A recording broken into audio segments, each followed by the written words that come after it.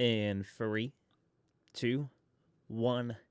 And Merry Christmas, everybody. Welcome on second Christmas Day, which is an actual holiday here in Holland. But I guess that for most of you out here, it's already past Christmas. But I hope you guys had a great Christmas. Welcome to FrameCast 26. How's it going, Drew? My God, the lighting in here is horrific. The problem is I can't actually go any further back because there's a bed behind me.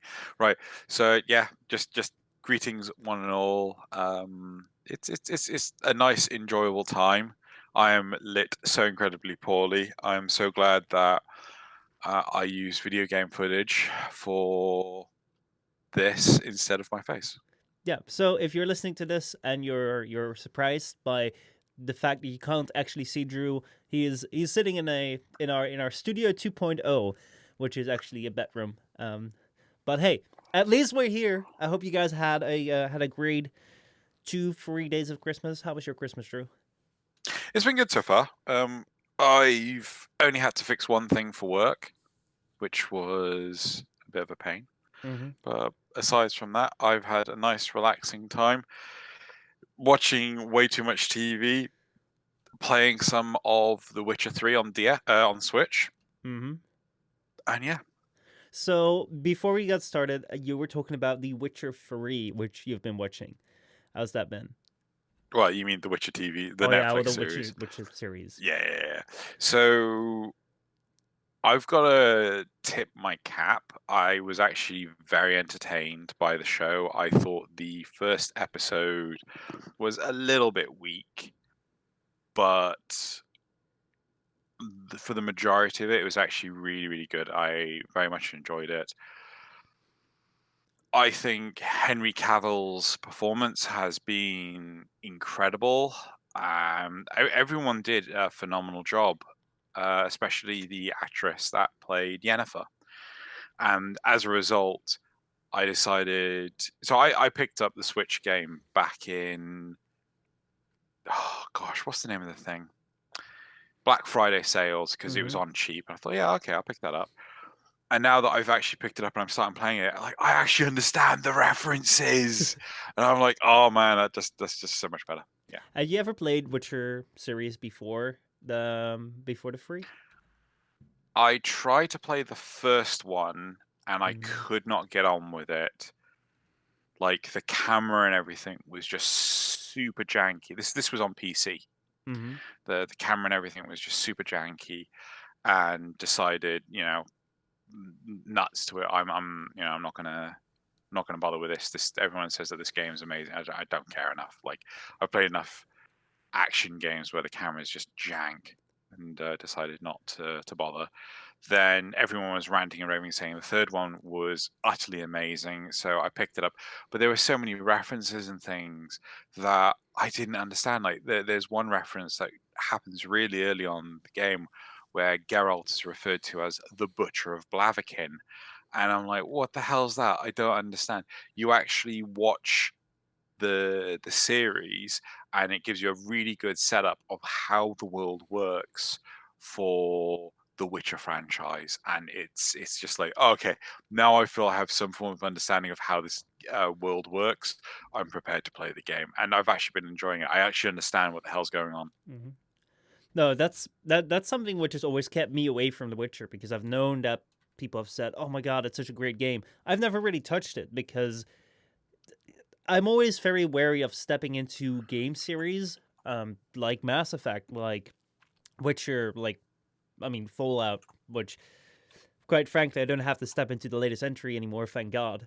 But I mean, it's something it's something which always holds me back having like the especially story driven very detailed games having multiple entries, which I think in of itself, if I start off with a new IP like the Outer Worlds, or I started off with Andromeda in Mass Effect, and even though people hated Andromeda, I really loved it.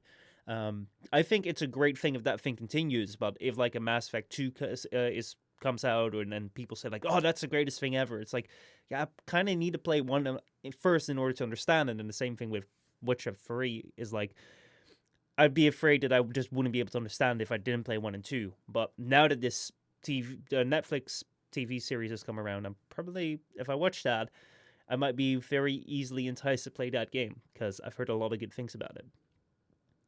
Well, I don't know if many people know this, but the second series Mm-hmm. of or second season for The Witcher has already been confirmed Ooh. before the first season had actually come out, which to me is just like, wow, Netflix is pretty damn sure that this is going to do well. Honestly, I think this is done exceptionally well. The other stuff that I was actually really excited for was The Expanse season 4, which is on Amazon Prime, Mm-hmm. and what's the other one? Gosh darn it, Lost in Space season 2. So, and I love Lost in Space. I think it's absolutely fantastic as a series. So yeah, have you spent some time with your Railjack this Christmas at all? So technical difficulties. Mm-hmm. So I've spent a little time with the Railjack, and in all honesty, a lot of the problem I have right now is that when I detach from the world and everything, I come home, I spend time with my folks. Like literally, Mm-hmm. I've watched, oh God, how many hours of The Witcher? I don't know. Probably like 10 hours of The Witcher, Mm-hmm. 10 hours of Lost in Space, and 10 hours of The Expanse. So that's 30 hours right there. Yep. Like, oh yeah, let's do some Railjack. No, I'm gonna go watch stuff. Um, I've tried to do some, but part of the problem that I have is there's a very different setup for the internet where I am right now. Mm-hmm. And heck, we sat down. How long did we sit down trying to get the microphone to work? I think about an hour or something. So if Yeah, you're listening to this right now or you're watching this right now live, the way that we have it set up is different than usually. Normally we do it via Discord. Now we have Google Hangouts, the amazing, awesome app that everyone uses. Some no, people it exists. Okay, it yeah, it exists. exists. Google might shut it down within the next 2 hours. Who knows? Maybe they're just like, we're just gonna cut it. Yeah, But no, we're using that right now because Discord doesn't work, and took us a for long me. time to figure that Yeah, out, how to make this thing work. But yeah, yeah. we're here. I mean, yeah, What about you? What's your um, Warframe time been like? Have you taken a break? Have you just been charging head first? uh, I mean, I think that I can safely say if people made it this far into the podcast that yeah, I haven't really played it that much. I've done the stream with the Warframe raid, and then we've done like one or two streams after that, where we had Nvidia help us out to get me to like the secret quest, which I haven't even recorded yet because I've been kind of like sick and tired the last 2 days, and of course it was also Christmas. But yeah, I haven't really been playing it that much, and I don't know whether that's kind of um, because of my interest in expending a lot of time into an entirely new system, whether that is because of my interest in something which is a lot more reliable on other teammates and what they do, and something that is very buggy at this moment. I don't know. I just haven't really been engaging with it that much, and I've also been very curious, begun to become very curious as to, like, how the new war, if that isn't if that's very entangled with Railjack, how much that's gonna be enjoyable as a quest. Because like this is something where we were here talking about Warframe, where we've been really looking forward to the new war as a cinematic quest. The cinematic quests in Warframe are most of the time, as they've still been held up till to this day, set as like this individual storyline. Even up till this point, they will not acknowledge that there are any other Tenno around. You're the only main character. You're the only hero in the universe. I see Drew being mad about that. No, no, no, no. What's up? This one's changed. This one's different. What's up? They actually acknowledge other tenor in Oh, this quest. okay, that is interesting because this is the thing. It's like cinematic quests have mostly been like a solo experience. Like you go through it, and you can be part of like public missions in it, but mostly the cinematic quests have been like very much a story experience thing. Now, however, they have been very much alluding to, especially in the last few weeks, that this thing is going to be tied in with Railjack and like the new war, like the war is coming, you got to prepare your Railjack. And I'm like, if that ties in with Railjack, like how much of this is going to be an experience like a cinematic quest where you do it by yourself, and how much is it going to be like you got to use your Railjack for most of the things for which you're going to need 4 people to be online. And if you're going to need 4 people to be online, do they need to be your friends, or does it need to be a public mission? And in case it's a public mission, I know of plenty Warframe public quest missions where you're just like joining halfway through, you miss out half the storyline. I'm like, oh my god, I really don't know what to understand. Just so you're aware, just so anyone that Mm-hmm. hasn't actually done it yet, so everyone is aware, the quest that you actually get from the end of Railjack, this is I would say it's a higher production quality. What's the name of the dang thing? But the Paracesis quest. What's the Paracesis quest? The The short Apostasy mini Prologue. quests that you. Apostasy Thank Prologue. you. Like Yeah. the Apostasy Prologue or Chimera's something, some epilogue. Let's just call it Mm-hmm. that. So it's very much one of those. It's a very short quest, but it gives you some dialogue finally, and so we have some context of what is going on. Mm-hmm. I haven't played that. I'm probably gonna play that tomorrow. I think, but that will depend on how time comes around. But yeah, actually, I haven't been playing that much recent at all during Christmas. There have been times in which I did, but yeah, maybe just because of the time it is, or I don't know. I don't know. It's not been a very gamey Christmas. No, and I can entirely appreciate that. I think people should take things aback. They should settle down and not have to rush headfirst into things. Mm-hmm. So yeah, thanks, Xmas. By the way, if you're watching this as a repeat, don't worry about it. Just something that's happens in the life thing. Don't worry. But yeah, as this is also the last Framecast before the end of the year. Well, in the last year, in the last decade, what are some things that you're looking forward to in the new year? I think Cyberpunk is one of them, or not.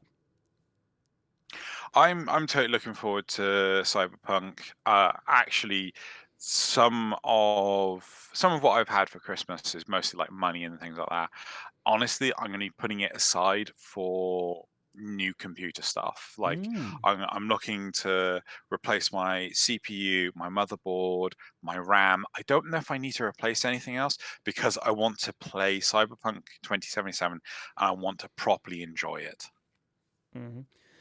So when it comes to the launch, or well, the launch of Cyberpunk that's coming up, how much are you prepared for it being or not being an Anthem story?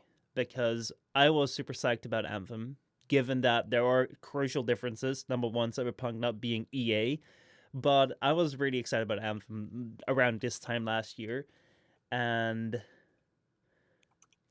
yeah, that didn't really turn out that well. So, with you So preparing your computer for Cyberpunk, how are you going in there?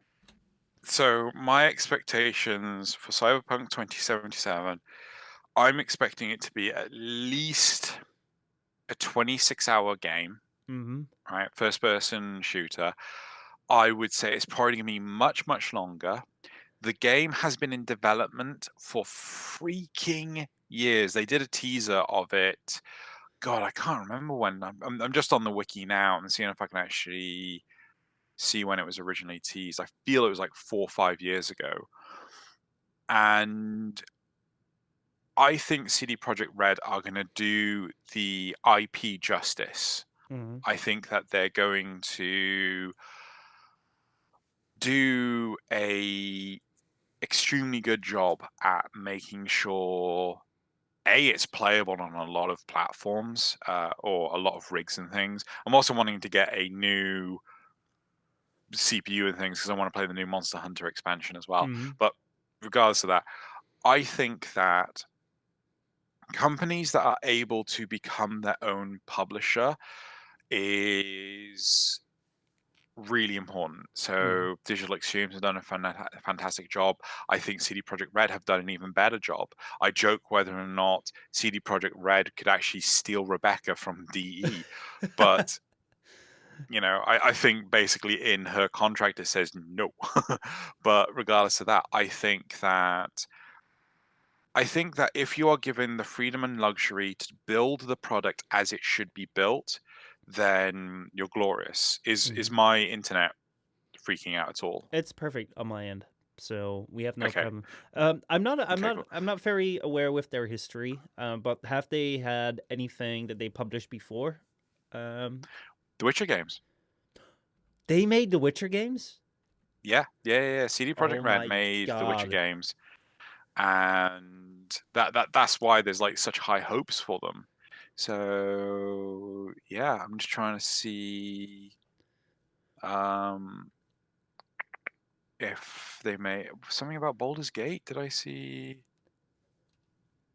Um, About when they were about when it was first announced.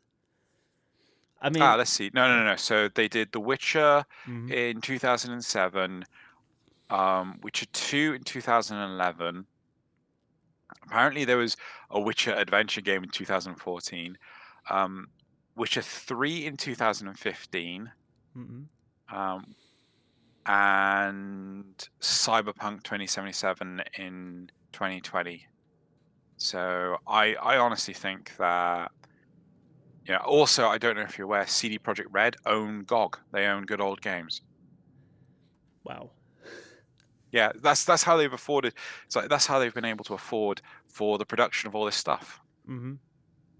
That's pretty cool. Like I'm very unfamiliar with their history. I've only gotten to know like Cyberpunk like last year, when a lot of hype started building around it, and then of course we had the conference thing with Keanu Reeves, and Yeah. after that I was just like super excited. I was like, oh my god, I can't wait for it. And then it was like 2020. It's like, how dare you get me excited for something which seems to be so good, and then like I still have to wait. But yeah, I'm looking forward to it. I really am. Speaking of things, oh, go ahead. Well, a little bit of trivia. So you know that Henry Cavill is Geralt of Rivia in the Netflix Witcher series. Yeah, I also know that he has taken over Keanu Reeves as the daddy of the internet now. Yeah.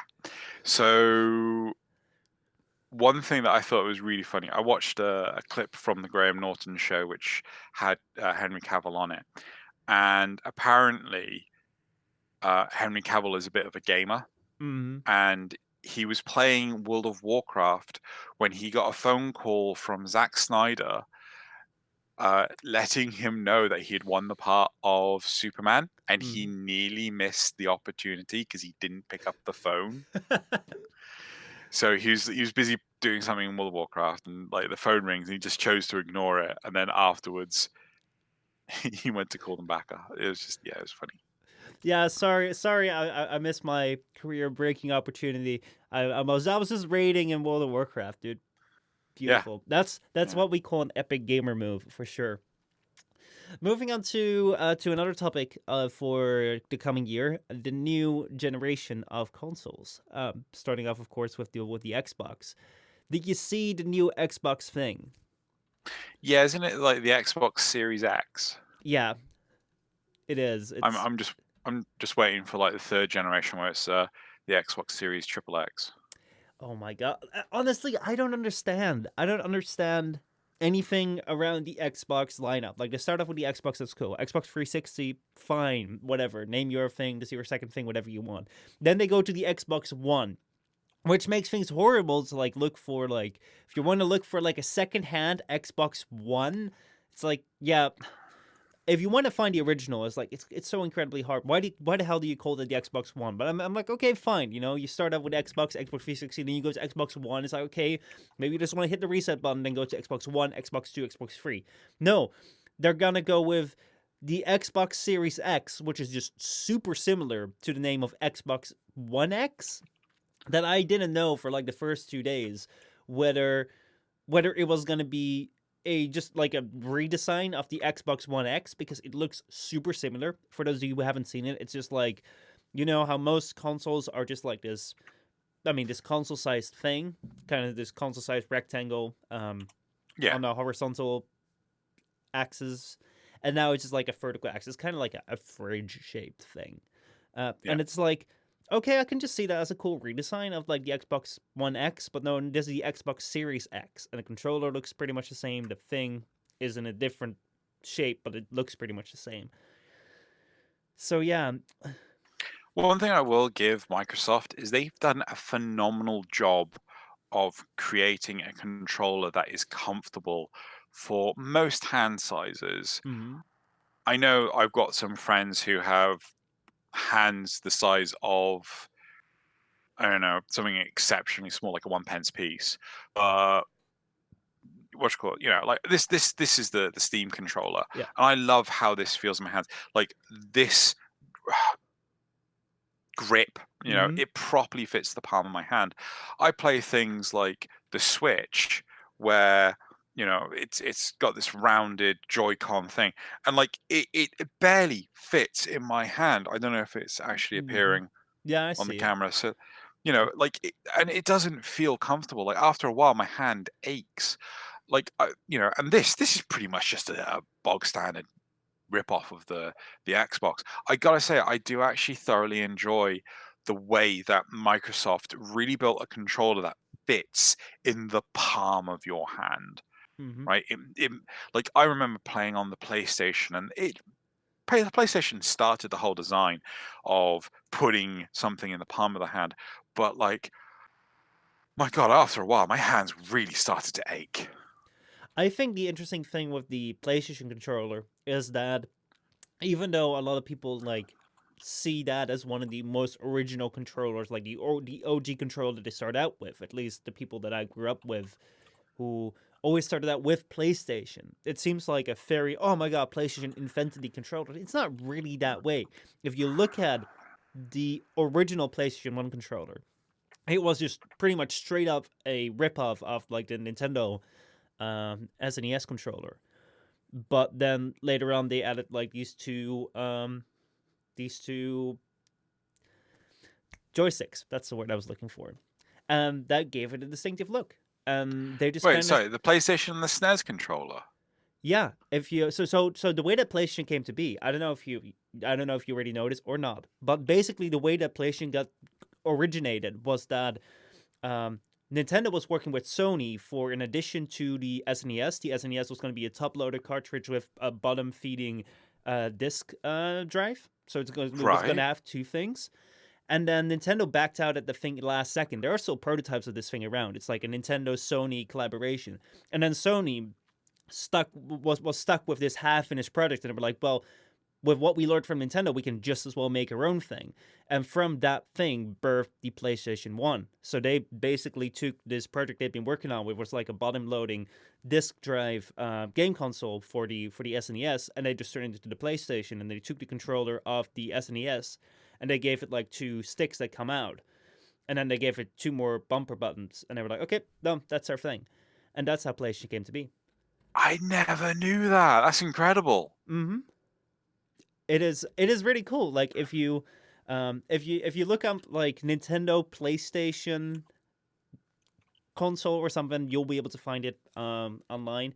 It looks pretty cool, and it's like a great example of like what could have been, but at the same time, who knows what would have happened if Sony would have just like collaborated with Nintendo, and instead, because they didn't, we ended up with like this giant, which is PlayStation right now, and Nintendo, which does great things and then kind of disappears, and then does a great thing and then disappears. Um, so yeah, they just kind of went with that, and then they had this controller, and they were like, "What can we do?" And then just Nintendo went with their Nintendo 64 controller, which was really weird, and they said, "Well, we can just add two joysticks like right below here, right underneath the buttons," and that's where the joysticks came to be. So I personally, when I looked at bringing this back to the Xbox controller, I never understood why the two joysticks were like away from each other, like diagonally. I was like, this makes no sense because I was so used to like the PlayStation controller. But actually, it makes a lot of sense, especially when you look at the way that the Switch is set up. It's like you can both place your hands where it feels the most comfortable, and like you'll have like the placement of the buttons and the joysticks in the way that you want it to be. So yeah, I can see that. Okay, it's Christmas time and we're talking about controllers for games consoles. So, but yeah, I mean, I think that it's, to be honest, I think that Microsoft and what's the name of the other one? Who are the other one? PlayStation, Sony. Nintendo, Sony. No, Sony. So, yeah, sorry, yes, PlayStation. I think that Microsoft and Sony have been sat on the PlayStation 5 and the Xbox 4. Is this the 4? I think this is the 4.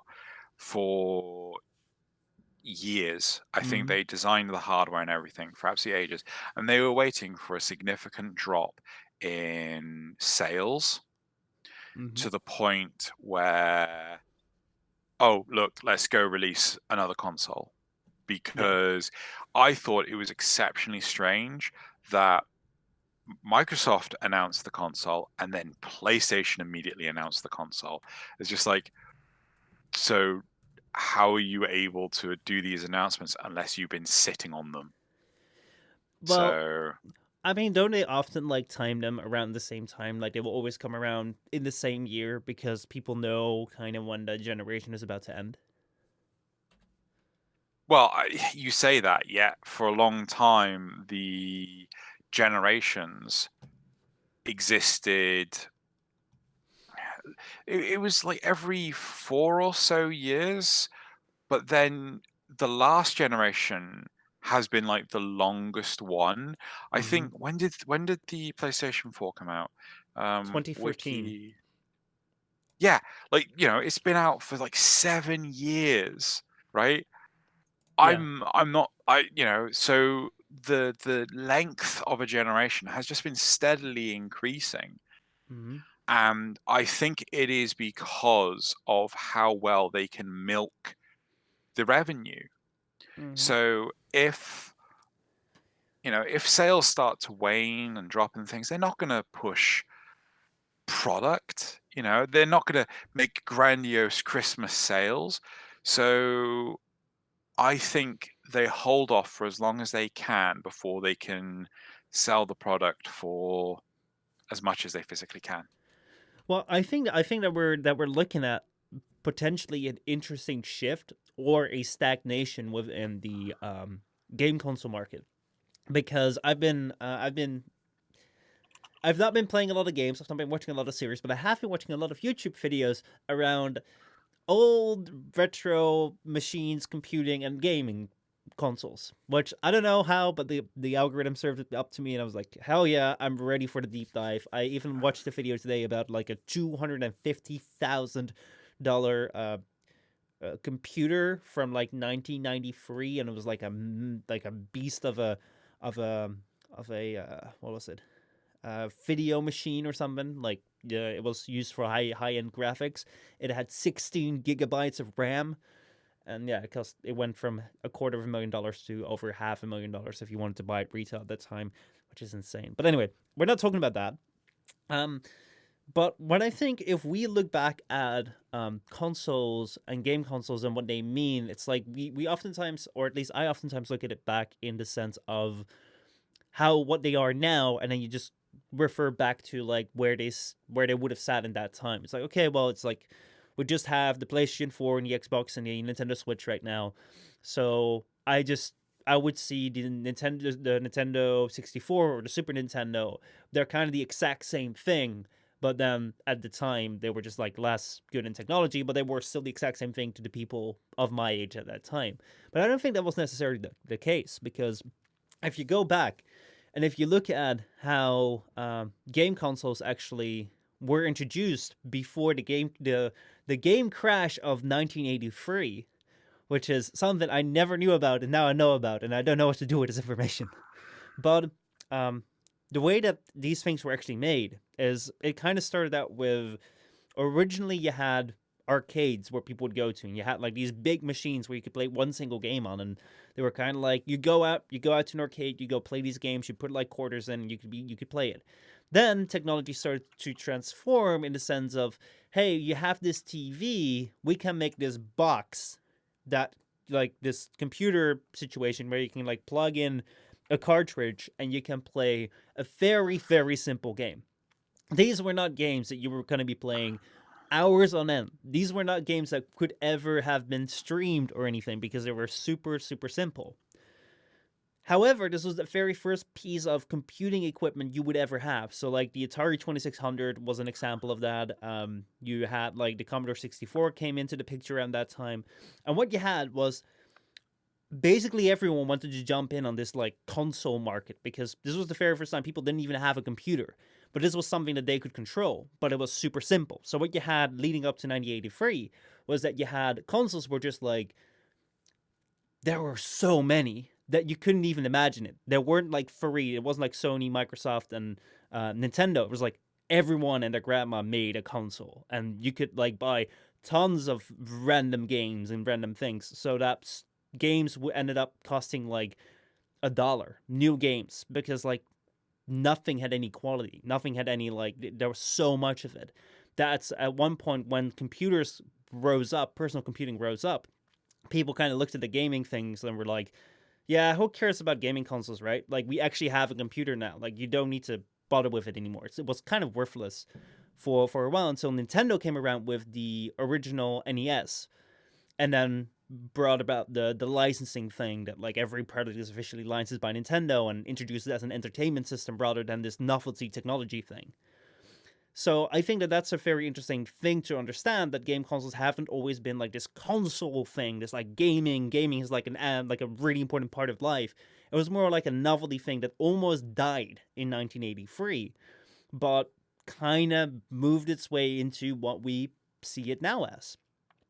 However, what I think is very interesting to see at this time is that the technology revolves very fast. However, when it comes to how much games require from technological needs, it seems like we've kind of like stagnated over the last couple of years, where we're about as real. The realism in games is about as real as we want it to be, and people are fine with it. And game console creators are fine with it too, because they got these subscription services which are amazing for them because they just earn hundreds of bucks just for you owning their console.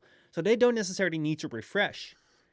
And I think that either we're just going to have very minor improvements because we have these always online services, we have these games which require servers to be constantly online. So why would people do away with their PlayStation 4s? I think that we're either going to see the next console generation be like, oh, the PlayStation 4 will exist for 10 years in the future, the PlayStation 5 will exist at the same time. No one really cares what system you got. Or what we're going to see is that game consoles have to fulfill a certain niche, like the Nintendo Switch. Or we're going to have to see some sort of like modular idea where it's like, hey, someone's got to realize or make the consumer realize that these are just computers at this point, and you can actually maybe swap parts out. But that will be an interesting thing. I feel that there's always going to be a drive for consoles because people want the ease of being able to plug in a machine and just, oh, look, here we go. It's a console. Mm-hmm. It's just, we're able to play games. Everything is glorious about it. Then there are people that, I mean, there's always the quote unquote PC master race. Mm-hmm. And there's not a whole lot that can be said about it. I think they're always going to be chuntering along in the background for the longest time ever.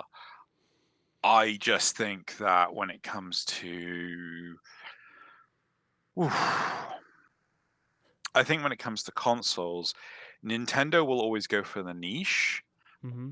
but PlayStation and Xbox will always go for a cheaper alternative to PCs.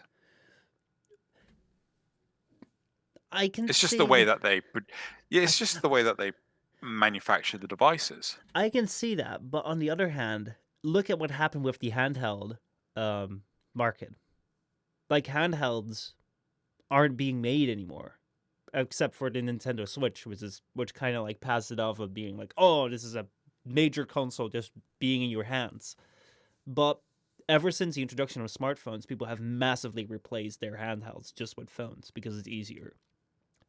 And I think that consoles don't have a lot to offer apart from they're like a very ease of use PC that plays games. And up right now, it's still up to the point where people are like, yeah, it's a console. I'm not gonna bother with making a PC or something. But what if smart TVs or something comes around? Like people already plugging in their Apple TV thing. It's like, what if Apple comes around and says, hey, Apple TV now also plays games because this TV box that you're plugging in now is also powerful enough to run your games. So, yeah, at that point, wouldn't there be a potential for like a big shift? Because I don't think if you look at like the next launch of the new generation, I felt that Xbox 360 and Xbox One had such a bigger impact on the general public. They were like, oh my god, the PlayStation 4 is coming out. Oh my god, the Xbox One is coming out. And now the Xbox One X comes out and almost no one talks about it because it just looks like a redesign. Just like back in the day. So You go ahead. So I think that consoles like the PlayStation, or yeah, just like the Sony and Microsoft are always producing consoles that people want ease of use for, right? Mm-hmm. So I think actually no, better yet, I think there are different grades of gamer.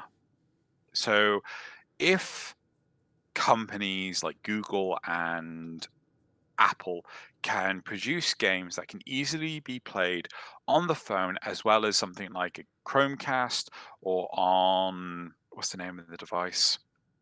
The Apple TV. Mm-hmm. Good. They should go for something like that, right?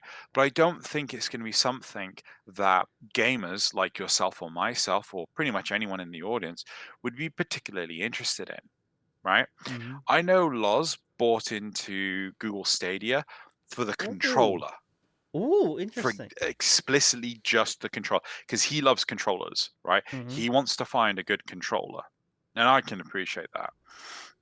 How's his experience With, been with the new Stadia controller?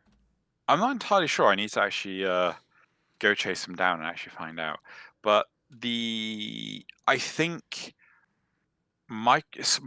Apple and Google need to play smart in how they're going to target their demographics. You Mm-hmm. know, Nintendo made a console that is not only a handheld but also a you know a console that docks into a TV. Mm-hmm. Yes, it's not the prettiest, but they focus on functionality over prettiness, Mm-hmm. right? I can see that the texture quality of The Witcher 3 on the Switch is a lot lower than that of PC or anything else. But the upshot is I can actually pick up the Switch and I can play on it while I'm on the train, Mm-hmm. right? I can't do that on a with a PlayStation 4 less I actually take a TV with me and some power generator to actually Mm-hmm. power the whole thing, Yeah. right? So, what have I gained there? But I think it comes down to innovation and marketing. I mean, I don't think Google Stadia is doing well at No. all.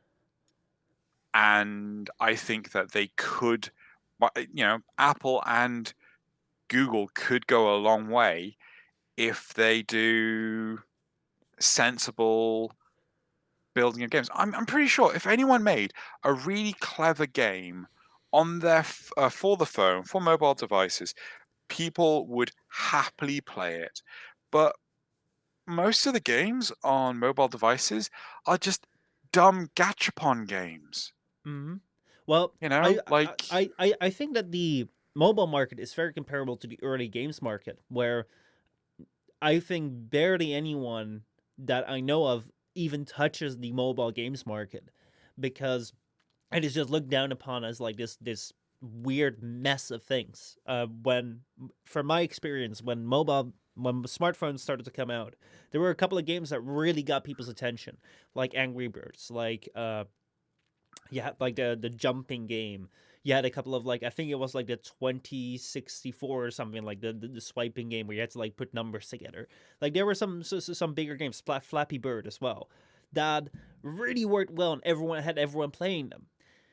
And then it just started to decline really fast because you started to seeing a lot of gacha games. You're starting to see a lot of like ad driven games where it was just a bunch of crap put together really fast, and here it's free, and here is some ad that you gotta watch every 10 seconds. That's gotten to the point where most of the people that I know don't have games on their phone. And that's a wide range of people from wide range of ages, because games on phones are just looked down upon because most of it is just garbage. And I think that that is something which is very comparable to how it used to be on the very earliest console. So if someone can turn it around like what Google and Apple are trying to do with their idea of paying $5 a month to have quality mobile games, maybe that could interest people again in mobile gaming. But what I think is interesting to see is how mobile games have gotten this very low standard to them in the public eye. But at the same time, we've seen like the standard for like gaming itself rise massively, to where you couldn't have even have imagined this like 15 years ago, that we'd be at this point where gamers would be driving around in Lamborghinis or live in multi-million-dollar houses just because they were so good at one single game, and that games would be buying up, well, would be making their entire stores, like their stores, and buying up developers because of their one massive success where everyone is doing their Fortnite dances and stuff like that. Like they've really become a big culture, maybe even bigger than cinema. However, at the same time, I feel that the significance of the hardware has really been downplayed with the next generations. Maybe it's because the people that I interact with, which might be a lot more PC centric, but I barely hear anyone talk about like the next PlayStation or the next Xbox. Whereas I remember very clearly when the PlayStation 3 came around, that was a massive thing. And then I was like, what will the PlayStation 4 be like? And that was a massive thing. And now, like, who So cares? I've got to ask you, when that happened, were you still in school and things, or I think I because was. I'd assume that like when you're kids, you hype up stuff a lot. You're able to get super excited. I remember when I was a kid and Pokemon first came out, and being able to, when I was playing it, I was maybe one of two kids in the entirety of my school that had Pokemon. Mm-hmm. Right, no word of a lie. I was the only one of two kids, and I yeah. But the now gaming is such a huge thing. It's so popular. I talk to my colleagues at work about the latest Netflix stuff that's Mm-hmm. coming out. Wouldn't have happened years ago, No. right? I think a lot of it comes down to who you're surrounded by, to who gets hyped about stuff. I mean, I would classify the pair of us as PC gamers. We don't Mm-hmm. play consoles. But if we were surrounded by console gamers, then I think we would hear different things. I think that part of it comes down to the type of games that we're playing now, because I think that in previous years the console was maybe even more important than the games it shipped with, because the difference between SNES and like a Nintendo 64 and then a GameCube was massive. And the difference between like a PlayStation 1 to a PlayStation 2 to a PlayStation 3 was really big as well. However, when you look towards the PlayStation 3 to PlayStation 4, the differences are becoming way, way smaller, just as like the first smartphone releases were like insane steps up, and now it's kind of like equaled out. And I think that plays a huge part in how much people are looking forward to the next console generation, because like the PlayStation 4 Pro and the Xbox One Pro, whatever they're calling it, they're already doing 4K 30 or 60 frames a second. They're already pushing the limits of what you can actually see or care about as a console player. And at the same time, I think that the second very important part is that when the PlayStation 3 was around and the PlayStation 4 came in, people were really excited about buying new PlayStation 4 games, because the culture was very much centered around you play Mass Effect 1, then Mass Effect 2 comes out, you ditch Mass Effect 1 and you buy Mass Effect 2. And then Mass Effect 3 comes out, you ditch 2 and you buy 3. Call of Duty, Modern Warfare comes out, Modern Warfare 2 comes out, you ditch 1 and you go to 2. You ditch 2, you go to 3. Now, though, we're having games like Fortnite, which is just one game which is consistently played. We have Warframe, like, let's say the PlayStation 4 and the Xbox X comes out. Like, what's going to happen with Warframe? Is it going to migrate to the next generation of consoles? Is it going to stick around only this generation? What will that mean for, like, when this generation might shut down? What might it happen? It's like, I think that games right now are becoming so centered around keeping you around in one single title that the entire culture is much more expected to have this one game where they stick around in, and they're not necessarily that eager for having this new console generation, because beyond 4K 60 frames per second, what are you going to do? 8K? Like, I don't think that's really all that special anymore. I think, yeah, well, I mean, there's always going to be a new milestone for consoles or whomever to strive towards. I think that you've got a point when it comes to games as a service.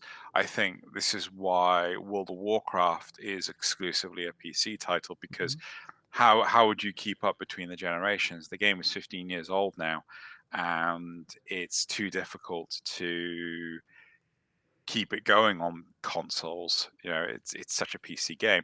Whereas, Warframe, well, what would you have to do for that? I think at some point in time you'd have to migrate from PlayStation 4 to PlayStation 5. You'd have to migrate from Xbox One to Xbox Series X. And then you just can't go backwards. But I think there would be no reason for people to go backwards. So, yeah, I think that there's a lot of value in this stuff.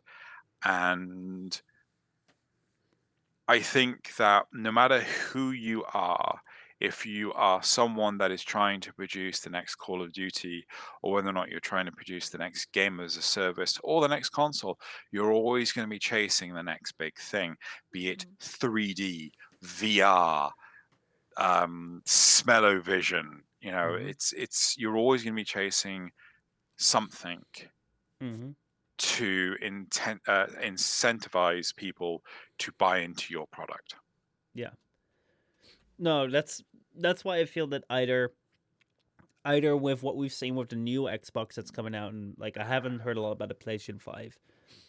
Either this market is just going to stagnate as it is, with like the next ones are just going to be slightly more powerful than the previous ones, but it's still kind of the same concept, the same thing.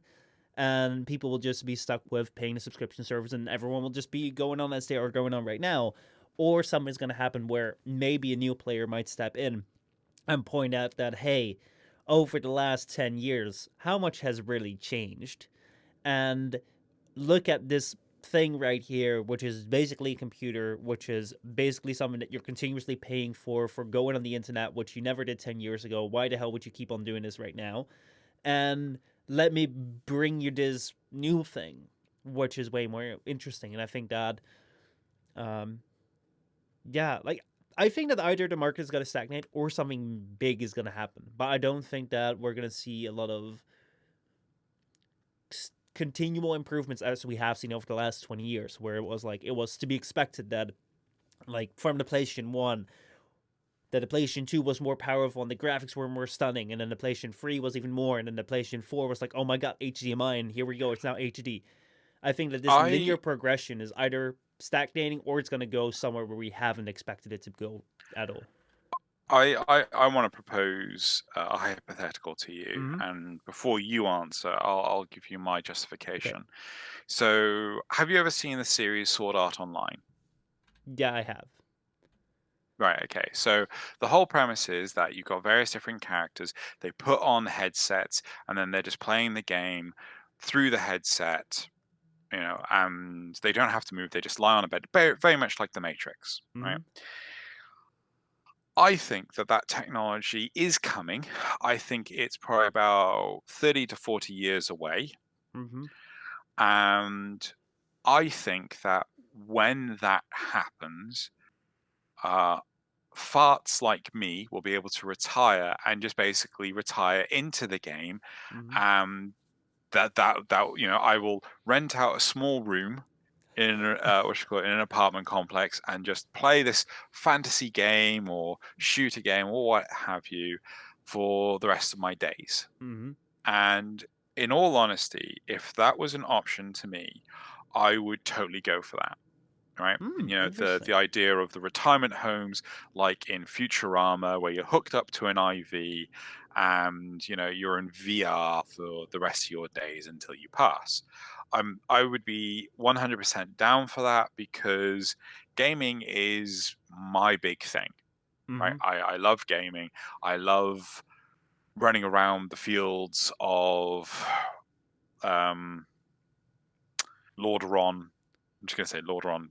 That's not a field that you would run in. Anyway, I'd love to run around in these games and just play whatever.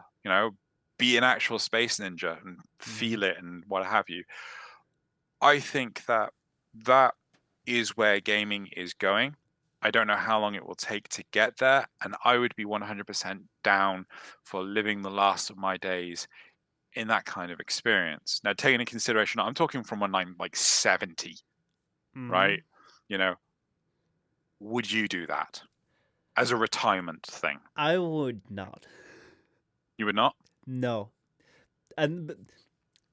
And I'm really curious as to like your decisions on things.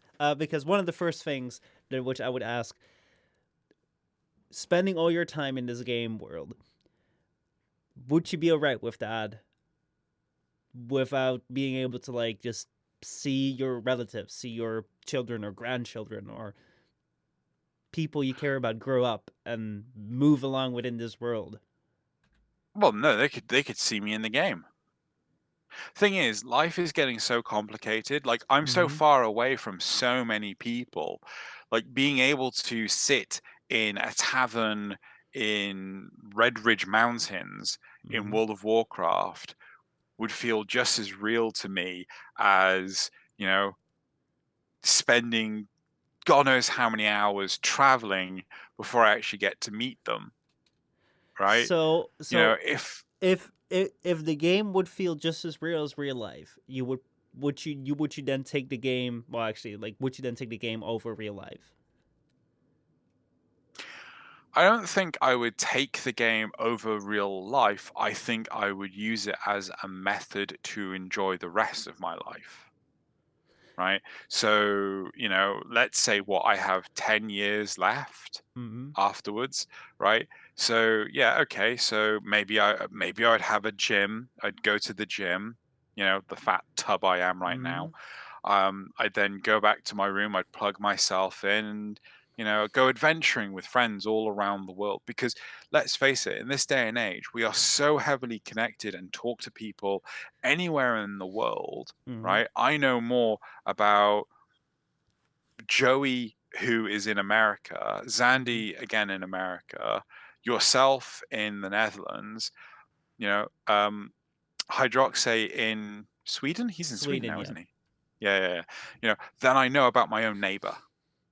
You Mm-hmm. know, then I know more than about these people than I know about my colleagues at work. Right? Mm-hmm. You know, you guys are the people I connect with, that I bond with. You are the people that I would want to do things with. But Mm-hmm. again, I can't readily spend like 1.5 grand to fly over to the States just to say hello to Joey, Mm-hmm. you know? Well, And I don't think that in the next 30 to 40 years we're going to break down our continental borders and just say we are the one Earth government. We're still going to have this bullshit of countries and shit. I mean, let's not get into the discussion of the value of countries, because I do Politics. think that there is Yeah. an inherent value in countries, which basically Yeah. comes down to identity and stuff like that. Yeah. But as far as as far as you offered in your question about when I'm 70, like I would just like hook up to like this game world, and I would spend the rest of my years in it. It sounds like you go in, you flip the switch, and you don't come out until you're dead. Um, I would definitely say no to that, because I think for one, the very first thing that pops into my head is like, if I have children, if I have grandchildren, no game in the world would be able to take away my desire to see them as the real human beings that they are, grow up and become their own people, because that's a one in a million unique experience that you're never going to live again. It's something which I've come to very closely understand more and more as I've grown up, is how crazy it actually is that you're born at this exact time, at this exact location, that you're interacting with these sets of people around you, and that the people that you can interact with are so unique in the sense of once they die, they will never come back. And that might sound like, oh, the people die if they are killed. It's like, yeah, it makes a lot of sense, but at the same time, like, think about how truly unique it is that a matter that like this bunch of like atoms and molecules form together within like this precise like causal link throughout millions of years to form this one person, which might be you, or which might be the person you're interacting with. And think about like how unique it is that you're actually interacting with this person, and that if this person were to die tomorrow, you would never ever ever have a chance to interact with them again. And that makes me what would make me all the more grateful to be able to interact with my actual family members, my actually relatives, or with you, or with Sandy, or with Joey in person, even if it were to cost me more than if I were to experience the rest of my life in a created simulated game environment, which, even though it could have been beautifully crafted by fellow human beings, and even though I would really enjoy being in that place, would never be as unique or as value, or will hold as much value as the real world would for me. So I would really appreciate it for like a 2 hour gaming session. I would really appreciate it to like play with you in this like virtual world and actually be able to like touch each other and be like, hey, what's up? And like we're playing for 2 hours, but I would definitely unhook. I would not decide to spend the rest of my life in there, because yeah, no, I wouldn't. To be honest, I don't know if I could spend every waking moment in there, but even so, like, I think that there'd be more to life than so in those video games than life itself, because like dealing with the shittiness that is the world. I don't know how old most of our audience is. I don't know where they're from, Mm-hmm. but dealing with things like council tax, where the council doesn't actually, it's like, we've sent you a reminder. Well, you've not sent me the original bill yet. Mm-hmm. So you've got to pay this reminder. You've not paid your bill. So, well, you've not sent it to me. Dealing with companies actually sending you the products that they promise on time. Nope. Like, my mum's Christmas present was like 7 days late. Thank God I ordered it early. Mm-hmm. Right. What else is that? It's dealing with the crap that is regular life. Yeah, okay, it might be considered escapist, whatever. But in all honesty, like, being able to just hide in a virtual reality has a lot more appeal than hoping that our civilization will actually fix itself. So like for me, I take two issues with that, or like there are two major points of conflict, which why I could never do it. Number one is the um is the hiding away idea. It's like as beautiful as a game might be, it would still be generated, created reality, and it would be a way to get out of life in a somewhat permanent fashion. But the fact of the matter is that that is not your life. That is not the world as it is, and you're choosing to just get out of it, not confront it, and like that's fine. I can see that if the choice is compelling enough, where it's like you won't feel a thing when you will just be entirely in this world, and this will feel as natural to you as possible. And it's all crafted and created and it's like beautiful, and there's no point of conflict or anything in this. Maybe that might be a more interesting choice if it's faced directly in front of me.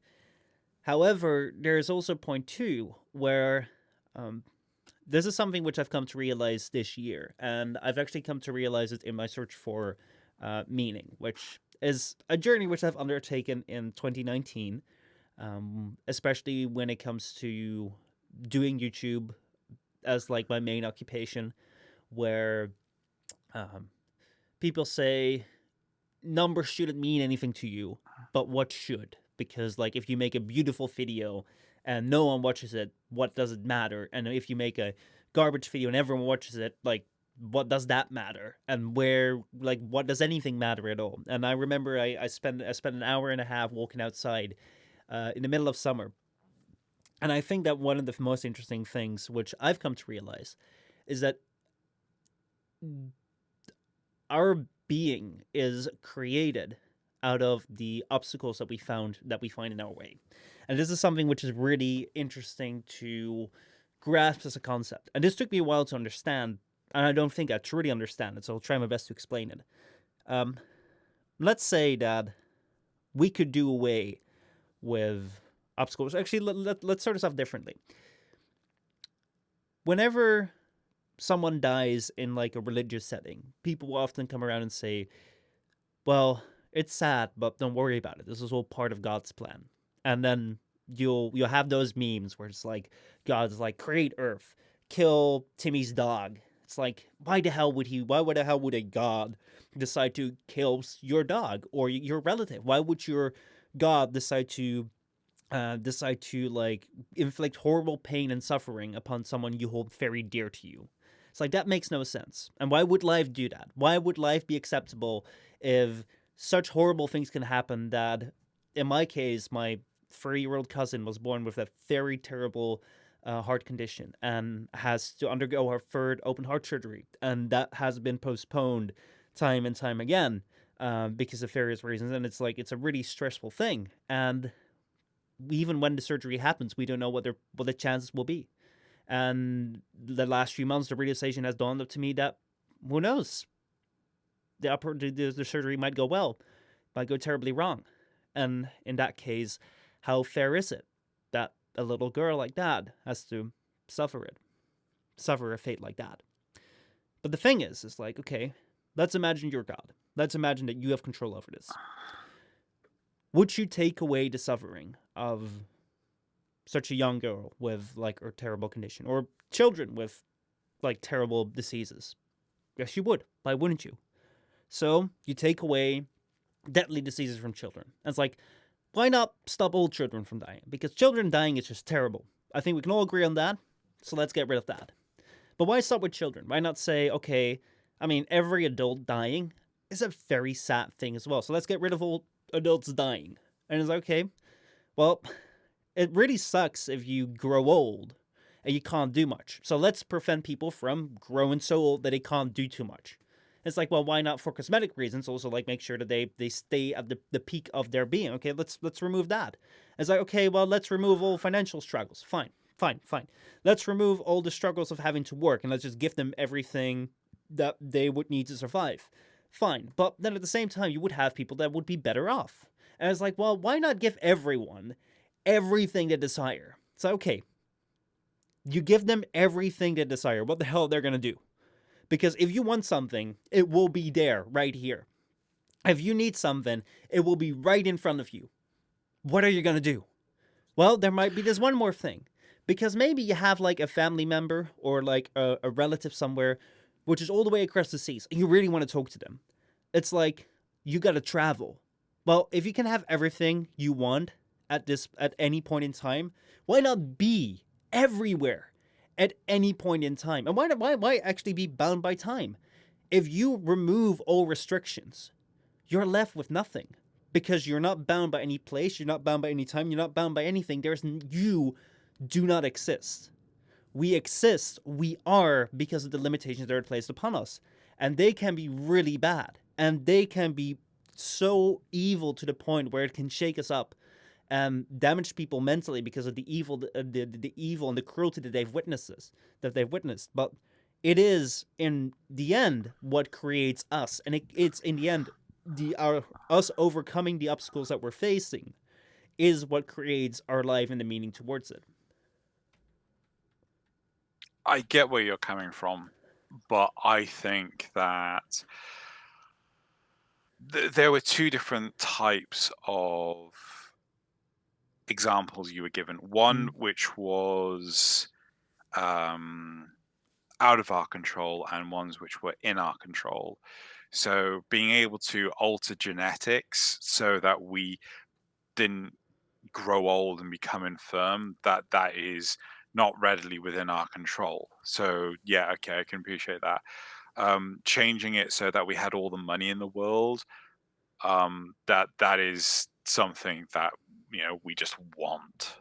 So there's that. I feel that there's a distinct difference in the examples. Personally, and this does actually reflect on what you were saying. I think, again, in the next 30 to 40 years, in the next 30 to 40 years, we're going to have a global economic crisis where people will struggle for jobs because, trash will be picked up by robots, just like, that you've got these trash vans that will drive themselves around to pick up your rubbish, right?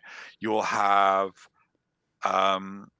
there will be no more cashiers at supermarkets. It'll just be machines taking your, what you put in there. There'll be no more, it's easier to have stuff delivered to you than it is to go pick it up.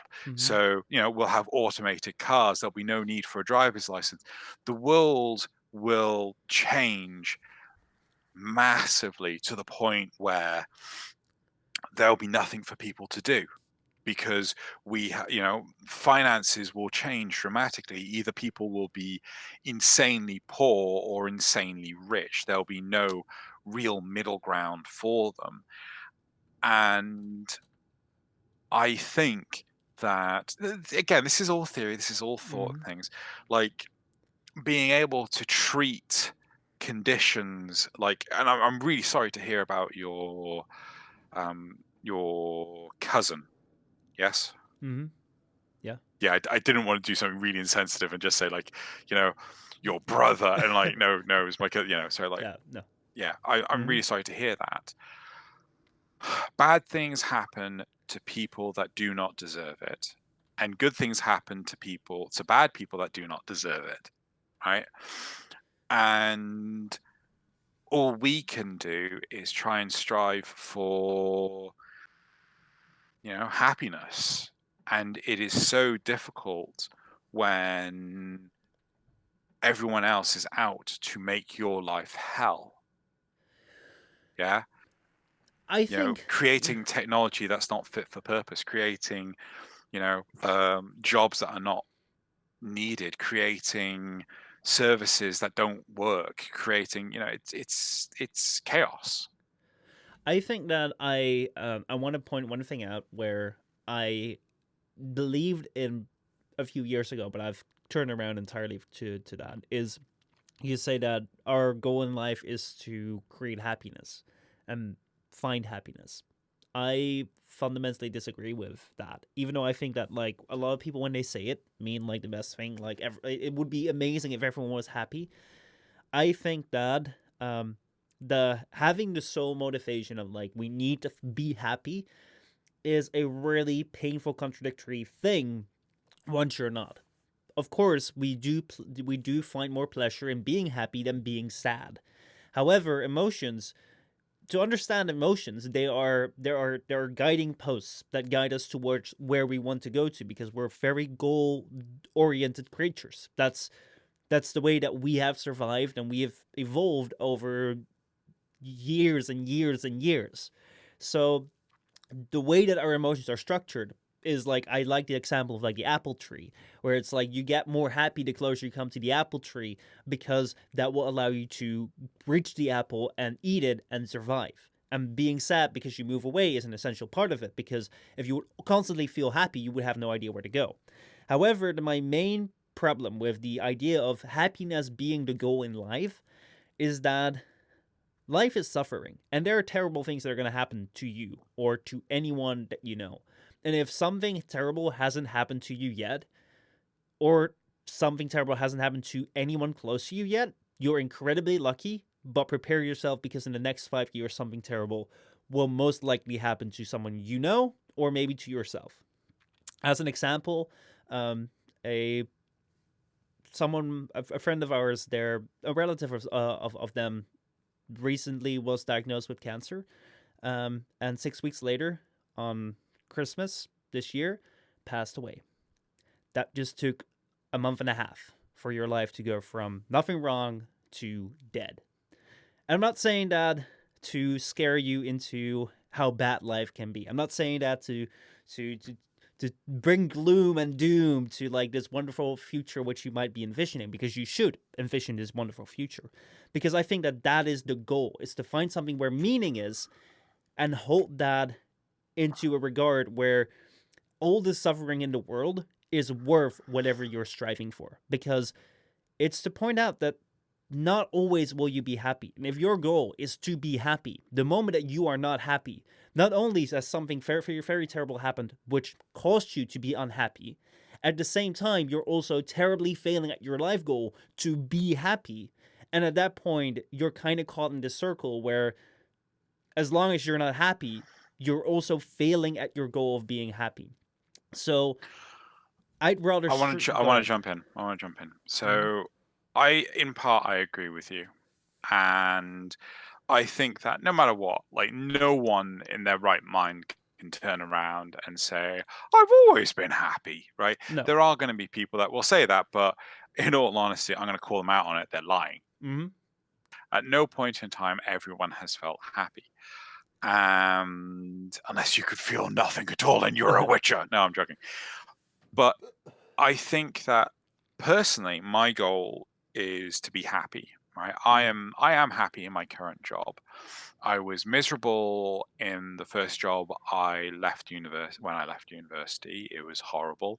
Mm-hmm. I left that, went to another job when I went to Tenacon. So I went to Tenacon in 2016. Mm-hmm. Absolutely loved it, and it maybe changed my outlook on life. And I decided I was going to get a new job. Mm-hmm. Moving on. But the important thing is that I decided I wanted to be happy. And I think that everyone should try and strive to be happy, right? Yes, there's going to be bumps in the way. You should never expect to always be happy, but you should always try to do nice things for people, you know? Like I turned to one of my best friends and I said, "We're not doing Christmas presents this year."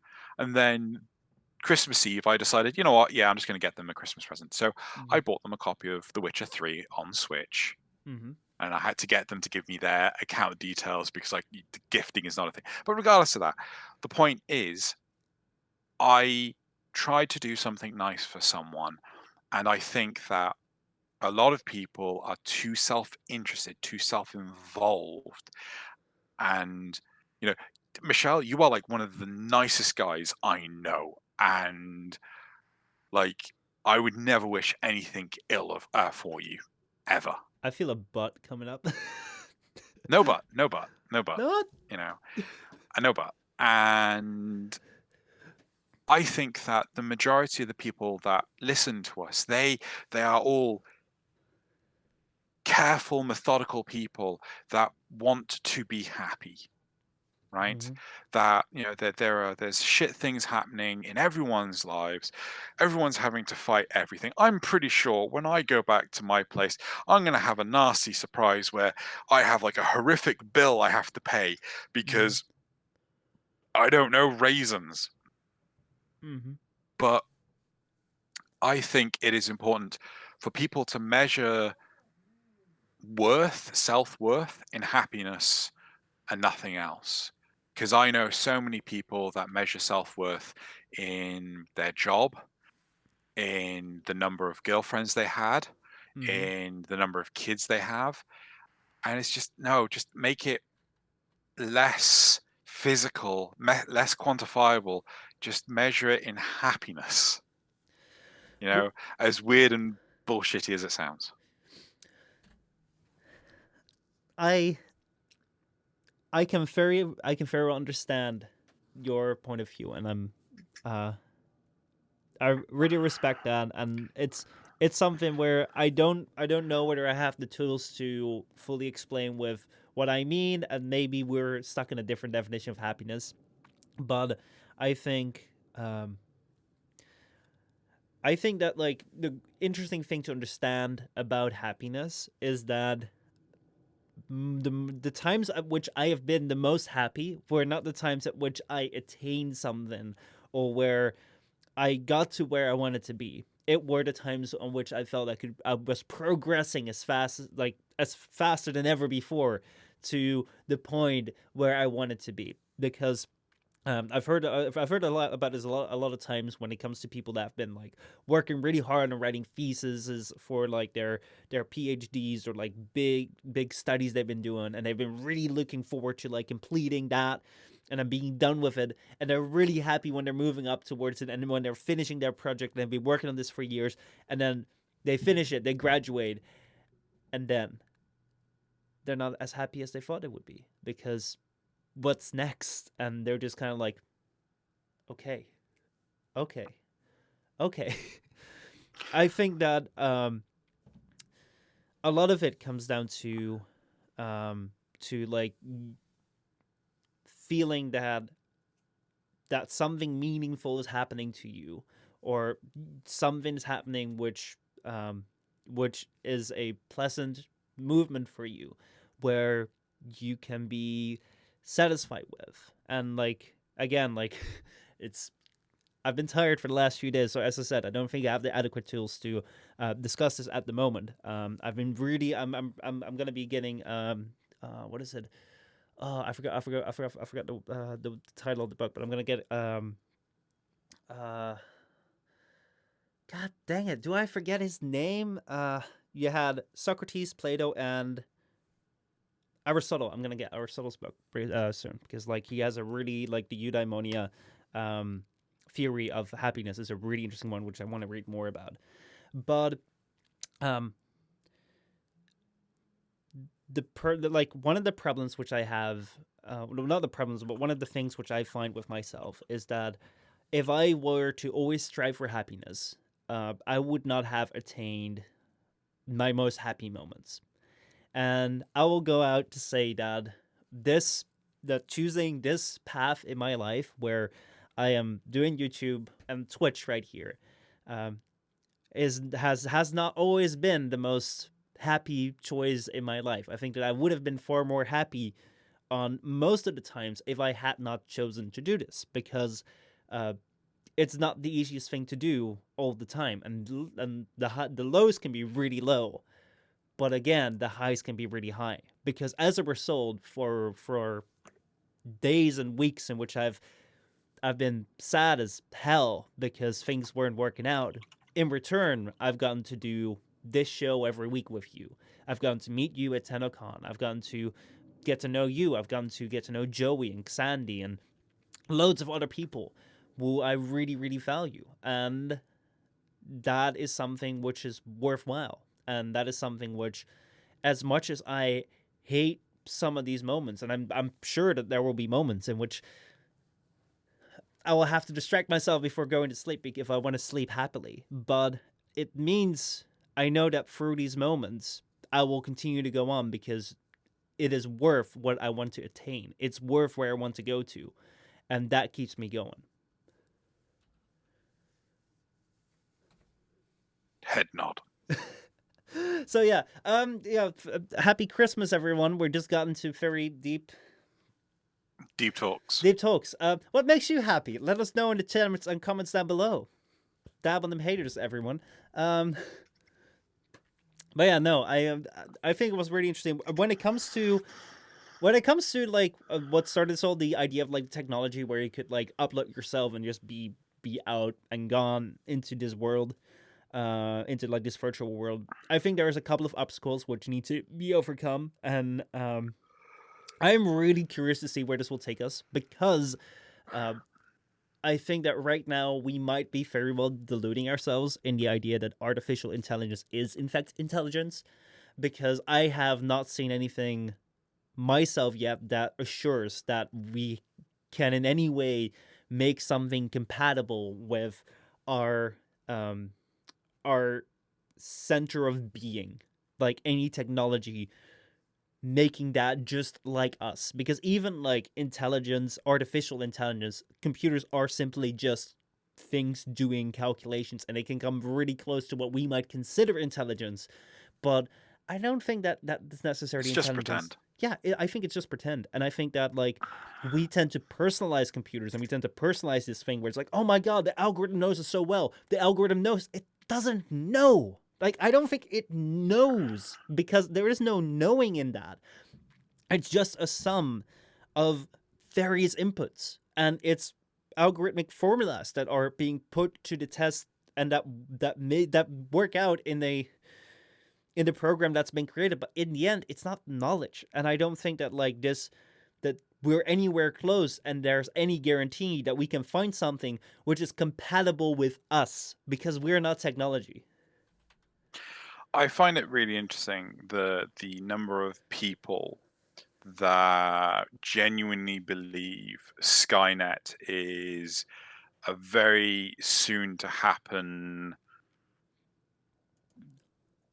devastation thing, right? Mm-hmm. That I think that AI is so far off, right? Having true independent artificial intelligence, it has to be able to think for itself, Mm-hmm. has to be able to want things.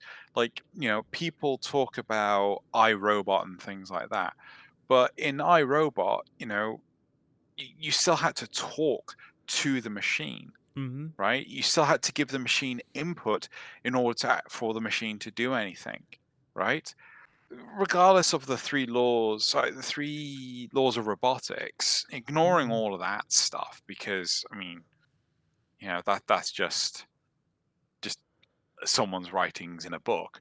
Mm-hmm. But the big thing about why we do anything is for want and desire, Mm-hmm. right? For a computer to ever make the logical step of, oh, the only way to save humanity is to kill humanity, that's just like, how did you possibly come to this conclusion?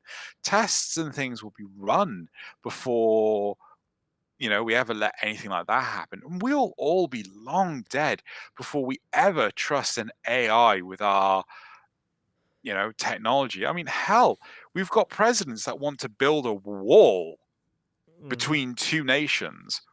You know, why? Do you think we can truly trust a computer to just, oh, I misclicked. Whoops. Well, the thing is that if AI were to ever become a sentient being or like gain sentience, I think that it will be very quickly over, in the sense of the amount of control that we have. Because if you realize the amount of power or potential that we already have with the cell phones that we own, I've talked about this numerous times on the FrameCast before, the fact that we have all of human knowledge in our hands, and how much we're using that ability, which we all have at this point, which is almost none. And then to realize how fast computers can process data and process different inputs and learn, like the machine learning thing of, I saw a meme recently where it was like an application for applying for like a machine learning position, and like the interviewer asks you like, well, what is 14 plus 4, and you're like 3, and then the interviewer says, no, that's wrong. Okay, 10, no, that's wrong. 15, no, that's wrong. 19, no, that's wrong. 18, that's right, you're on the job. Because that's how machine learning seems to work. It's like it puts out different answers until one hits, and then we'll use that as a point to like work on again. It's like whatever works, it will go on with, and then that's what you see with the YouTube algorithm. It's like I think that machine learning, in the sense of like the amount of information it can process and the amount of like simulations that it can like create, will be able to surpass human intelligence and human processing way faster if it ever gets to that point. However, I think that the way that we prescribe intelligence to AI right now isn't necessarily intelligence. It's just that the amount of information that's being processed by something like the algorithm, like let's take YouTube for example, where YouTube's algorithm kind of dictates what we make as creators and what people watch, because that's what the algorithm serves us. We're all chasing this algorithm, may make it seem like it's a mastermind where no one knows what's going on. And it's true, no one knows what's going on, but it's not because there is an intelligence in there. It's just because it is what comes out of observing all the inputs, what people are putting into the system, and what happens when you create that into an output given the parameters that the algorithm has been provided with. And I think to be able to understand that is something which it's much easier to romanticize. It's like it's intelligence, it's computers, they have feelings, and we really tend to do that with a lot of things. We get angry at computers. Hell, I get angry at computers, which makes no sense because they have no intentions, they have no feelings. It's just a machine. But I get angry at it because I'm a human and I tend to like relate to things. Then again, I don't have that much knowledge in this field, so I'll kind of step out of it. But yeah, I think that is a massive misconception, where I'm like, if I see how hard it is to pair like an Apple iPhone to like an Android phone because like they're incompatible, like these are incompatibilities that we created. Like we're talking about two very similar products which you can't work together because they're made incompatible. We're talking about something which we just chanced upon. Like the technology that we have is just chanced upon because we made certain discoveries at certain times. Like let's say that the human race were to be started off again at a 0 point, like there would be no guarantee that the same discoveries would be made at the exact same points in time, and we would be sitting with the exact same things that we have right now. Who knows what people would have discovered? Like the fact that like this is so hard to combine gives me very little guarantee that like technology and us is able to combine, and like that is something which is like, I don't know, man. I think the human brain has a lot going for it.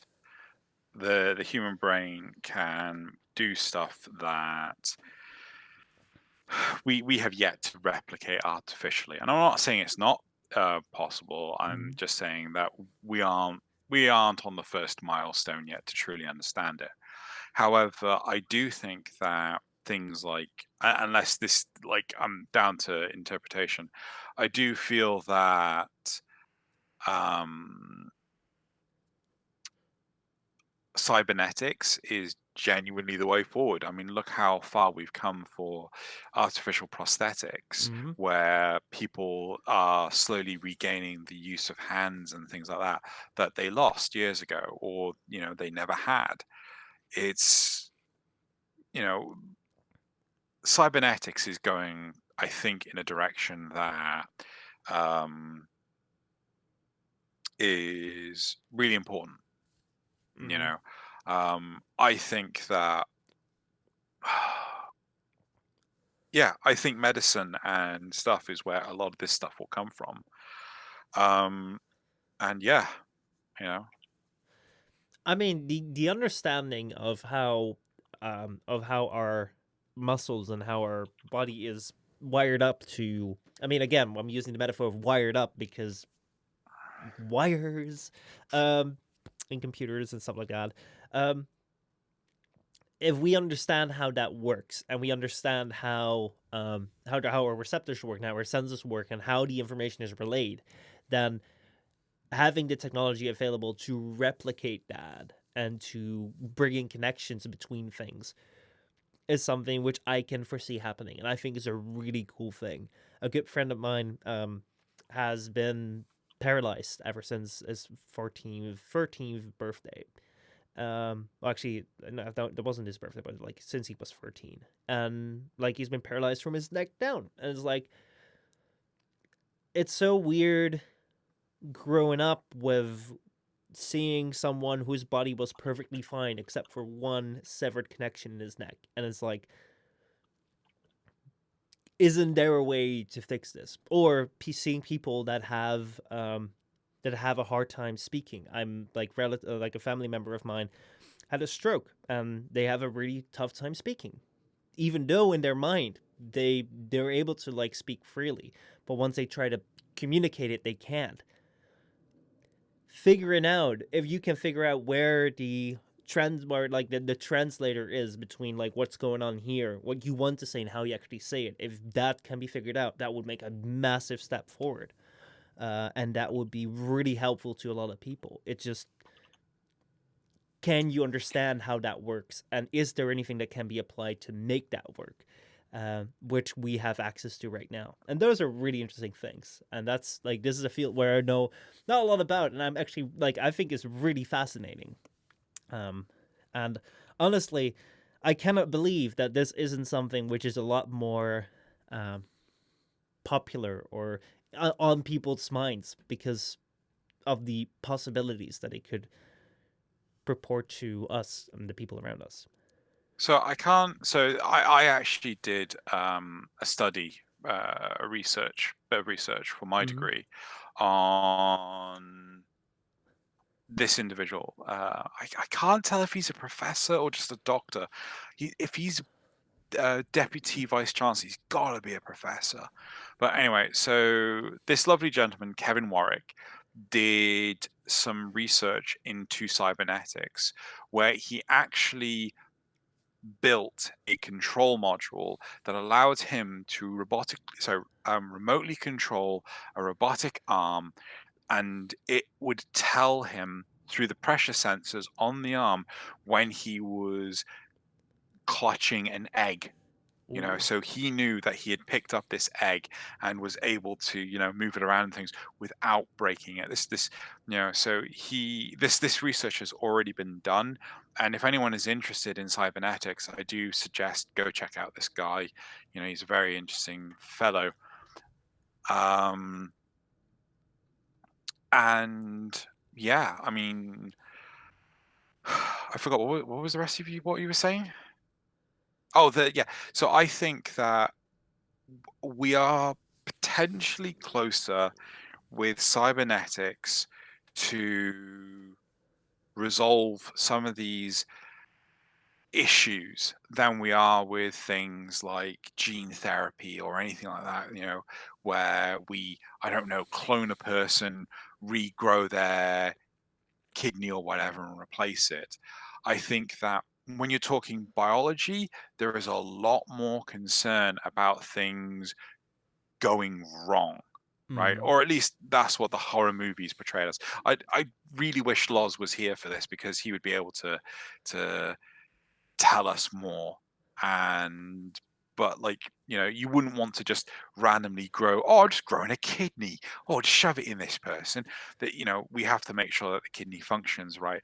Whereas if you've got an artificial organ, like a synthetic kidney that's made out of certain plastics and things like Mm-hmm. that, you can test the kidney to high heaven, make sure what it will do to an individual, and you can plug it in and be certain that that individual will respond to the kidney as much as the next person. The problem with biology is you don't know how the kidney, the grown kidney, will respond to the person A, B, or C, because the Mm-hmm. kidney could react just as much as the person.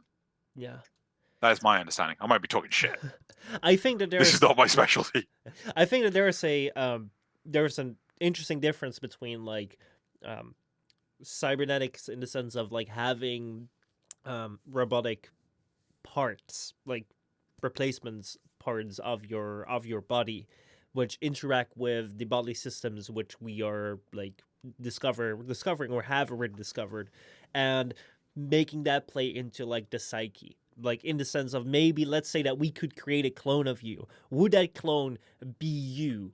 And in what sense would that be you? Would that be you having control over two bodies, or would that be you the exact same version as you, but you're still split, or would that be just an entirely different person, or would that just be like a dead body with nothing in it?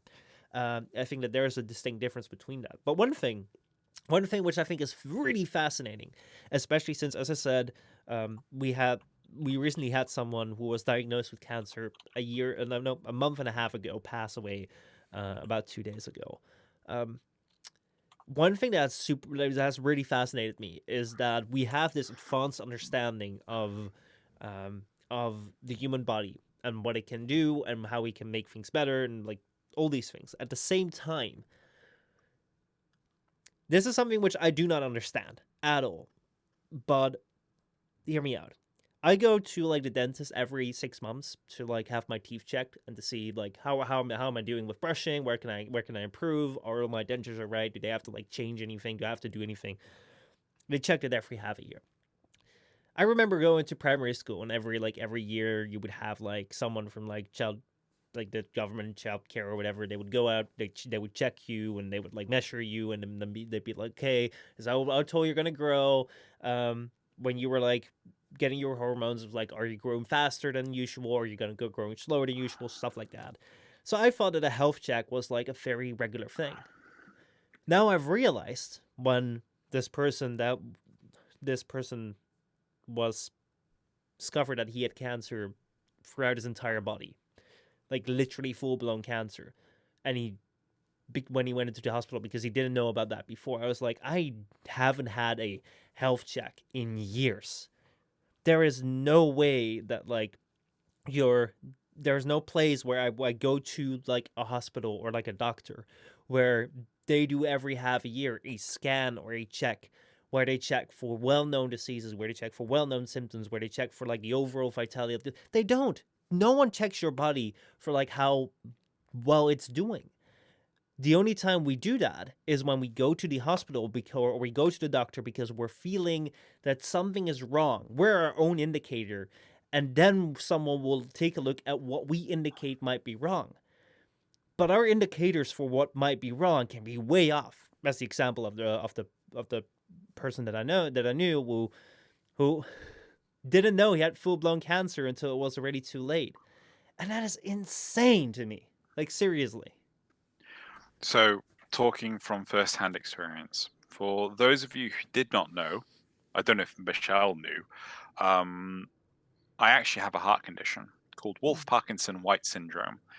This condition would make my heart race from a steady 100 beats per minute Mm-hmm. to 180 beats per minute with palpitations in less than a second, right?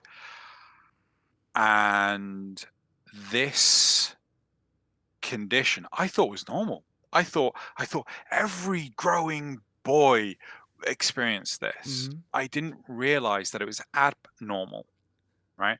Because a lot of the time, the only thing you've got to compare is yourself, Mm-hmm. right? So should my heart, like I had been experiencing it for months, if not years, and I didn't realize that there was something wrong Right. until on my 17th birthday, I woke up with my heart beating like a jackhammer in my chest. I was so tired. I was sluggish. I got up. I got washed. I got dressed, and I was waiting to go to college.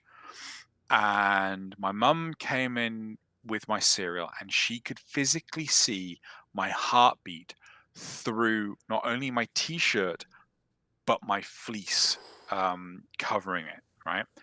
And like she could see my heart was going like a jackhammer. So she rushed to go see my dad. Mm-hmm. She dragged me to go see my dad. My dad said, right, take him to the hospital. And it turned out I had this heart condition. So it can be very difficult to identify when you have something wrong with you, Mm-hmm. right? It is important to realize whether or not this doesn't feel right compared to, should this be happening, right? Mm-hmm. For example, like weeks ago, I had this incident where I can play horror games. Don't say I can't, right? I had this incident where I had a blind spot in my eye, Mm-hmm. right? I could not see people's faces properly. I couldn't read the text on the subtitles properly. I was like, what was going on? And I thought, is there something wrong with the TV? Right? And I couldn't understand it. And then I went into the bathroom and I did this eye test where literally I just got my hand. Oh, I think I got my fist actually. And I just moved my fist in my vision. And then I got to this one point where literally the fist disappeared. I couldn't see it. I could see it in the reflection of the mirror, but I couldn't see my fist in front of me. And I realized that there was a blind spot. And I didn't know why. After a few hours, it went away and I could see properly again. Mm-hmm. And I think after a few minutes it became my peripheral vision had become blurry, but my my fist had vaguely came back. But I just waited a few hours and came back. A friend of mine told me that every single time he gets a migraine, he loses vision. He cannot see. So and yeah, so it sucks. People's bodies act differently. Yeah. Well, So yeah. that's insane, man. Like, honestly, I've never had anything with my vision, but like I'd be scared for that because like I think vision is very important to me, and I've had someone that I was in preschool with, no, primary school with, up until I was 12. Um, I haven't seen the guy since, but he was just a normal guy around the time that I was with him in class. And I've come to know that later on, like a few years down the line, I think it was 4 or 6 years like when he was around 18, he lost all his vision. He just went blind because of an illness he had. And I just can't imagine that. And like I like this is the thing, which is I don't understand how we have, or there is this structure where every 6 months they check your teeth to see whether you got cavities, whether something's going on, what you need to do with it, because it's something, if your adult teeth get damaged, they don't really regrow, so you need to take care of them. But when it comes to your entire body, it's like you gotta figure out that something's wrong, and then you gotta go to the hospital and say, hey, I think something is wrong, could you check? And only then they check. Why are there not scans? Why is there not a way to see or to like do a checkup, even if it's not for everything, but for most things that we can check up once every year or once every half a year to make sure that you're all right? Because like seriously, I think that it's something where there are so many things which we don't even know about ourselves, or we find out about too late. I've heard about stories because we were talking about like the situation with the person that found out he had full blown cancer and then died. That like there are also people that come into the hospital with like tumors growing out their body, would then go in and then they're like way too late, and it's like, how did you not see that? And like I can understand Mm, how people cannot see that because we are afraid of the truth. It's like I barely see a hospital for myself. I see it quite a lot now for people around me, but I barely see it for myself, um, because I consider myself to be healthy, and at the same time, I'm not one to easily take medicine. I'm not one to easily take painkillers.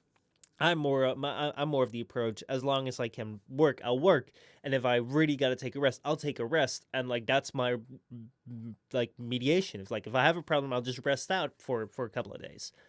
And the way I stave up disease is just by working out and swimming and running. And it's like if I were to go to like a hospital, it needs to take like a week or two for me feeling really bad and then being like, okay, I'll go check it out. It's like it's so weird because like your body is all you have. It's like if you get it wrong, you get it wrong. You get it really fucking wrong. It's like no second chances. It's like I don't get it. Why doesn't this exist? Why do we have it for our teeth and not for our body? It's like I don't get it. I don't get it. To be honest, like, I don't trust dentists with a 10-foot barge pole.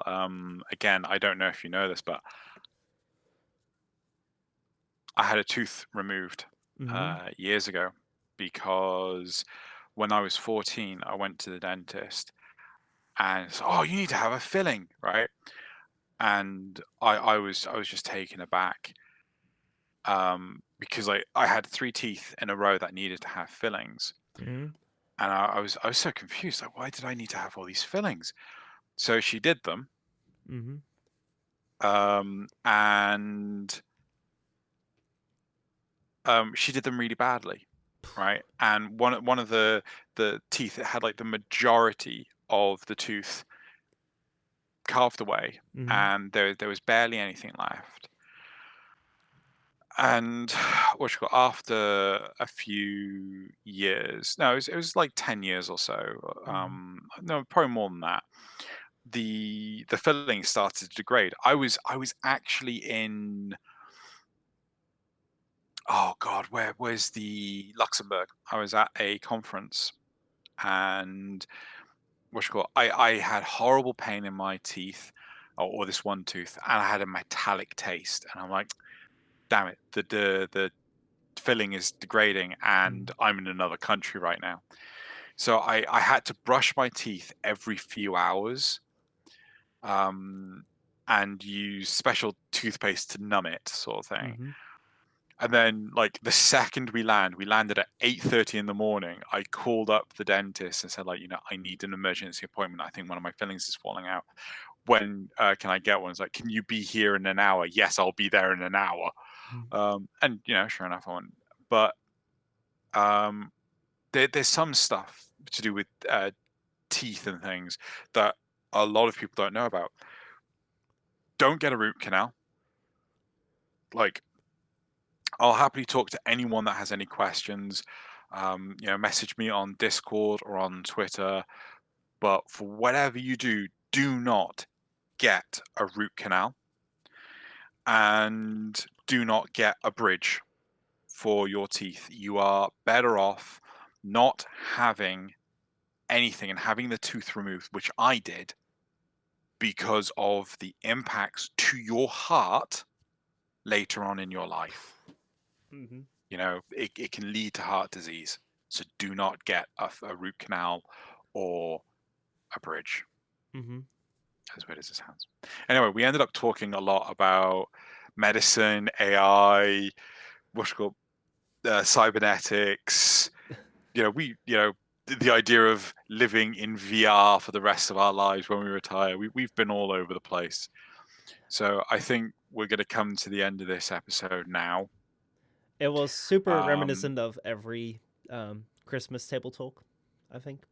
yeah, we didn't talk at all about The Witcher. We should have spoken more about how good Henry Cavill is topless. And if you have any questions, feel free to leave them in either chat or the comment section below. Michelle, any Mhm. final words before we go to any questions? Um, yeah, I hope you guys enjoyed. I think there were a couple of things which I saw in chat pop up with like on the idea of like a scan. Like you can't, number one, you can't force people to. Number two, it will be very expensive to put into. Number three, it wouldn't be all inclusive. I think that number one, you don't have to force it on everyone. If people don't want to take it, they don't want to take it. I would happily take it if something existed like this. I would happily sign up and pay for it because like it just makes you realize how fragile your body is, and I think that a large part of what comes around with people going or not going to hospitals comes to not wanting to face the truth that something might be serious. And like that might sound weird, like why would you not, if it's something serious, why would you not want it to be checked out? Well, until you're being told that you have cancer, for example, you don't 100% have cancer. It's like it could still be something else because no one has told me yet. It's like people will really go to those lengths to stave away this idea of something because it's a scary idea. It's a really scary idea which I hope to never be confronted with. But um at the same time, this being a very expensive thing, being something which would be very expensive to set up, it's like the fact that we have like the phone structure and like the satellites in the sky that we can call each other and we can have 4G or 5G everywhere. That's a very expensive thing as well. And yet it's in here and we're paying hundreds and thousands of dollars to like get our phones and get it up and running. Why would we not have the same courtesy for our own selves? I mean, I don't know. At the same time, someone, I think Raikou said something about like this AI toilet that can scan your poop. I've seen the article about that. Uh, I haven't really read up on that, but damn, that's so cool. That's so funny. The idea that the toilet can scan your feces and then see what's going on with you. But yeah, no, I really enjoyed it. I think that like every Christmas dinner table talk, we end up on feces, which is cool. And yeah, I hope you guys have had a great Christmas. Are there any questions? So I've just spent like 1,700 of those weird channel points on random emotes, and I've just had the same emote 4 times. I don't know what the channel points thing is something that like Twitch introduced. I don't Yeah, know. it's super weird. But yeah, let's see. Mika asks, Henry Cavill proposes. What's your response? What you mean proposes? As in proposes for marriage for me? Yeah, I mean, sure. Let's go with that. I'd be totally down for that, just so I could get a green card and go to America. Hell yeah. Would you go to America? Well, I mean, he's been impeached now, so yes. All right. All right. Let's see. If there are any more questions in here. I don't think there's any. No. So I'm just gonna say, if you haven't watched The Witcher, I do highly recommend it. It is a very entertaining show. I also highly recommend watching Lost in Space if you haven't seen the first season. The first 2 seasons are out on Netflix. Again, really entertaining to watch. Nice sci-fi series that actually involves space. And yeah, so I'm probably going to go watch a Die Hard now. Maybe even Dread. Is Die Hard a Christmas movie? Let me know in the Yes. chat and comments down below. Yes, it is. Yeah. Is it? Anyone that says otherwise is wrong. All right. Well, thank you guys so much for watching. I hope you have a great Christmas. I hope you enjoyed. Let me know what your Christmas presents were. Did Santa get you anything, or were you not on Santa's good list? Who knows? Maybe not. Who knows?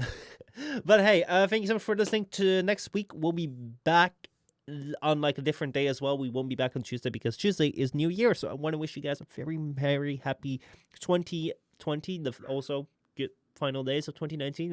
Enjoy the last hours of this decade as it goes by. I wish you all the best for 2020, and we hope to see you again back in the new year for episode 27, where we're going to be talking about things which we don't know about yet because it's going to be a year away. And I'd like to postpone things. I don't worry about those things. So hey, Yeah. for your new year. We'll just wing it.